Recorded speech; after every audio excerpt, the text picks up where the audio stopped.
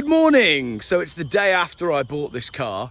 It looks to me like we might get that weird yellow ball in the sky to actually come out to play today. So now that I've slept on it, how do I feel about the worst handling Volvo 850 in the world? I'll talk you through it. Actually, it drives very, very well indeed. I'm really happy with the way the engine feels and the way the gears shift, the heated seat works, and it's a nice enough car. It's got room for improvement, I'll give you that. There's something up with the handling. I don't know whether that's the coilovers or it could just be that the front tyres are virtually completely bald. I'm not even going to show you because it's embarrassing. But what else could I have done last night other than drive it home? So I was very glad to get off the motorway. Not the most sensible thing to do, but the roads were quiet because the roads were terrible, and all's well that ends well. So I'm going to go sort the wheels and tyres out right now, actually, because as you know, I did 2 wheels on a pothole last week, and Mrs. Geoff did 1 tyre on a pothole yesterday. So that is 3 wheels in a week due to potholes locally. So generally, I think this is a pretty nice car. Let's open the boot now for the first time, now that we're seeing it in the daylight. I paid 1,400 quid for it, which I don't know. I'm probably in the best position to value these 850 diesels because I've bought 3 of them in the last few years, and I've probably seen, I think there's only 1 or 2 that I've missed out on in 4 years, 850 diesel estates. They are rare cars. There's only about 90 of them left. As I'm editing this, there are currently only 75 Volvo 850 diesels on the road in 2024. The one that we're looking at in this video is a Tdi S manual, which makes it one of 6. So one of 75 diesel Volvos overall, and one of 6 in this specific specification. So yeah, a rare car indeed. Interestingly as well, I did do a video some years ago saying how many Volvo 850s are on the road and said there was around 100. So we've lost 25% of Volvo 850 TDIs in just 2 years. Yeah, this car actually is quite interesting. It came from Glasgow. It was a non-runner. And the gentleman that I had it from, who was a bit of a legend actually, he was a real nice guy. So I don't hold up the tyres against him because I should have checked that and I should have arrived in the daylight. So it came from Glasgow, and the seller and his brother-in-law bought it as a non-runner with a broken engine. They rebuilt the whole engine, top end of the engine, did all the timing belts, oil and everything. So all of that has been done recently. So although it comes with barely any history, it's actually a mechanically very good car. All the brakes and everything have been rebuilt. So it's got loads of cool stuff about it. In the back, we've obviously got some spares. That looks like, I don't know, all sorts. So I'll have a good dig through that. What's that? Oh, ready-made colour, silver sand metallic. In my personal opinion, and it comes with a new wing. These wings are quite expensive for an 850. In my personal opinion, this is the worst colour for a Volvo 850. I hate silver sand metallic. It's just such a meh sort of colour. So I don't know, maybe it needs something doing to it. So as I said in yesterday's video, and sorry if I'm repeating myself, going on filming in the morning now. The other thing I can show you, right, let's fire it up. It does have a, sometimes fails to start when it's hot, but it's England and we're in mid-October, so it's not hot. That'll be a starter motor because I've done that very same thing with my other car. Handbrake light is on and the service light is on as well. Now, what I really like about this car is I have done, as you can see, 85 miles since I picked it up. Yesterday, I put in 30 quid's worth of diesel, and you can see the number just beneath the dial there is number 30. That means there's 30 litres in it. That dial has barely moved in 85 miles. That's why I love these cars so much. They are incredible on fuel. I've got the premium sound system, although that is getting a little bit of interference. I'll turn the car off now. When I play CDs, my ventilation and everything seems to work. Now, this is an S car, which is bottom of the range, which means I don't have aircon. There would be an aircon button here. I don't have the trip meter, so I can't calculate my fuel economy. It's only got the single LCD display. It doesn't have the trip computer. It doesn't have fog lights at the front either, which would be some of these other buttons down here. But it's an odd one because it does have a sunroof, and that wasn't a factory standard piece, so someone's opted to put the sunroof in it. It needs this center console here doing as well. That is just a one-piece thing, so I assume that was broken when they were doing something on the car and they scrapped the rest of it, but that's one piece that goes to there, as you can see, so it should be relatively easy to replace. Base spec car, so it's got the cloth seats, but interestingly, these are non-standard. Someone's put these in. These door cards should match the seats, but they don't. The door cards do sort of deteriorate over time, so I can only assume that that's why they've been replaced with this sort of faux leather. So the car's already been Geoffed. It's like a pre-Geoffed car.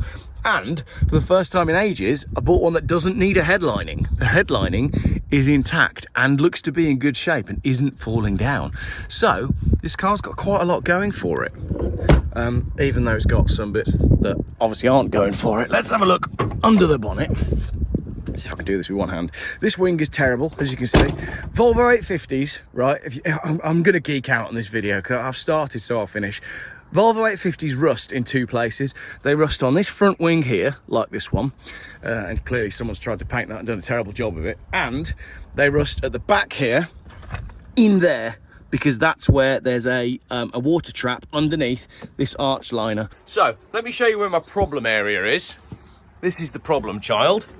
Right, inside my car, we have one very rusty wheel arch. It's pretty much the only two places that Volvo 850s rust, and they also rust on the rear chassis rails if you fitted a tow bar, but generally they're all right. Let's open the bonnet.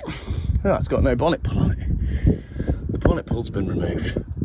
Interesting. So it doesn't actually have a safety switch for the bonnet. Cheap coilovers. Now, I think these are a concern, but we'll see what we end up doing with this car. It may be that I put it back up to standard suspension, but I don't know. We'll see how we go. It's got coolant in it. It's got the correct level of coolant in it for what it is. As I said, all the belts have been done recently. Oil was done not too long ago. So mechanically, it's quite good. It's just cosmetically a bit poor. So I can see potential in this car. Although I'm probably the only person that values an 850 diesel at 1,400 quid. You're probably looking at it going, Geoff, I wouldn't have even paid 2 quid for that. And you may be right. But we'll see how we go. Red brake calipers on the front, and you can see my coilovers in the back there. I think the coilovers are going to have to go. I'm going to have to put it back up to standard suspension height. So it is wearing Bridgestones, but there's no point wearing branded tyres when your branded tyres are completely bald. Right, that was 7 minutes of me ranting about a Volvo. Can you believe that I'm even capable of doing that? Shocking. Let's go and get my tyres sorted and see how it handles with the tyres done properly. And if I can, if I've got time, I'll get the tracking done as well. Thanks for watching this terribly boring video. So it's funny because it does drive very well, apart from having no grip at the front. So I can wheel spin it in a perhaps a little bit of vibration, but the engine feels free and easy, like it pulls really well. It's a good strong engine.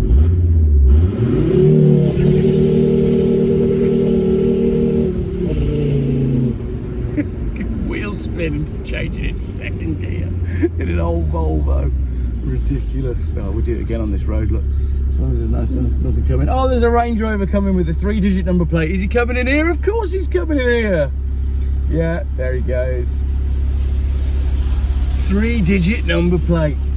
Yeah, I spent 25 grand on a white triangle on the front of my car. Triangle, rectangle. Yep, I spent 25 grand on a white rectangle on the front of my car. Definitely a vibration, but it doesn't smoke.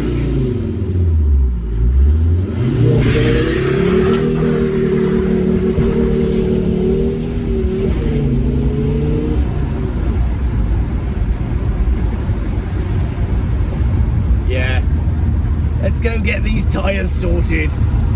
So bad, so bad. Don't do what I do.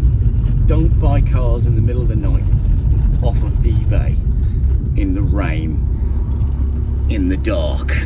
Don't do it, kids. I know all of the sensible people in the comments are already tearing me to shreds for not checking anything properly, but come on. If you've been following Geoff Buys Cars for a while now, you'll know that we do all right. we do all right generally. It's been ages since I bought a lemon. I just get a good feeling from people, get a good vibe from the seller. You can learn a lot about someone just by the way they've typed a description and the way they've photographed their car. Gear change is good, nice and tight, pulls really well. Turbo comes on song and everything, so yeah, it's nice.